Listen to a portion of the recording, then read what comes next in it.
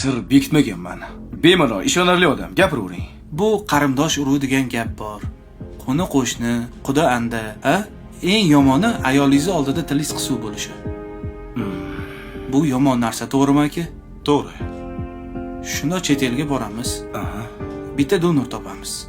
Urug'i ekamiz u qaytamiz. Zato farzandli bo'lasiz. Eng muhimi, ayolingiz oldida tilingiz qisuv bo'lmaydi. Xudo xolisa. Ko'rdingmi o'rta? Iloji bor dedim-ku senga. Mana. Tushunmading shekilli. U donor deb aytdi. Nima degan endi u? Men tushunmasam. Bu sani xotiningni folikulasini olib, birovni urug'ini qo'shib, sani bolali qilaman deyapti. Tushunmadim. Siz kimsiz? Erkaklar bepushligi bilan shug'ullanadigan urolog, androlog Mamadaliyev Bobirman.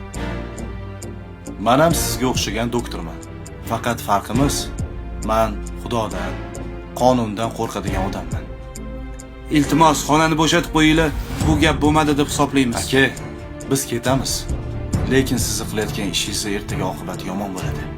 Chiqing. Endi tushungandirsan do'stim.